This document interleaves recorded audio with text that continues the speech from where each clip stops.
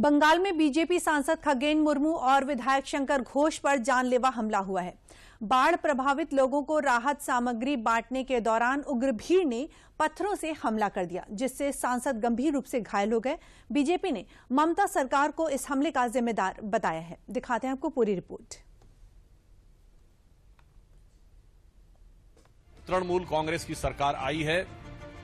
हिंसा, मर्यादाओं को ध्वस्त करना, कानून व्यवस्था को ध्वस्त करना एक बहुत सामान्य बात हो गई है। और उसके साथ साथ पश्चिम बंगाल की सरकार और वहां की मुख्यमंत्री ममता बनर्जी जी की असंवेदनशीलता भी अपनी पराकाष्ठा के पार है।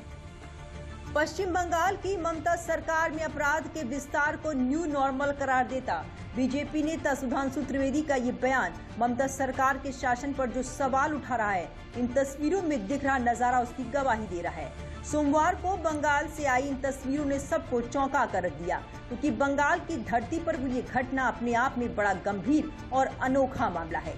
तस्वीरें उत्तर बंगाल के नागरा काटा से है, जहां बाढ़ प्रभावित लोगों को राहत सामग्री बांटने पहुंचे बीजेपी सांसद खगेन मुर्मू और विधायक शंकर घोष पर उग्र भीड़ ने पत्थरों से हमला कर दिया, जिसमें सांसद खगेन मुर्मू का सिर फूट गया। हमले के बाद सामने आई तस्वीरों में बीजेपी सांसद को खून से लथपथ एक गाड़ी में बैठे देखा गया। सिर से बहते खून के चलते उनका सफेद कुर्ता और गमछा खून से लाल हो गया। तो वहीं इस घटना को लेकर बीजेपी ने ममता सरकार की नीति और नीयत पर सवाल खड़ा किया।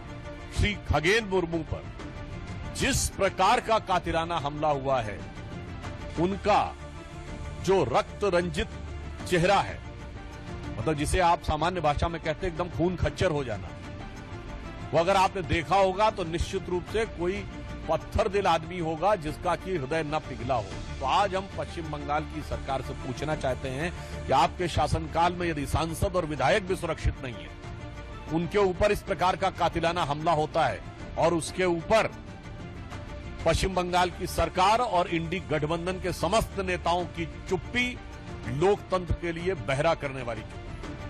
दरअसल पश्चिम बंगाल के दार्जिलिंग में रविवार को तेज बारिश के बाद लैंडस्लाइड हुई थी, जिसकी चपेट में आने से करीब 24 लोगों की मौत हो गई थी। कई लोग बाढ़ में लापता हो गए थे।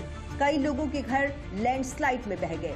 जिनकी मदद के लिए पहुंचे बीजेपी नेताओं के काफिले पर जब जानलेवा हमला हुआ तो बीजेपी ने सीधे तौर पर इसके लिए राज्य की ममता सरकार और टीएमसी कार्यकर्ताओं को जिम्मेदार करार दिया।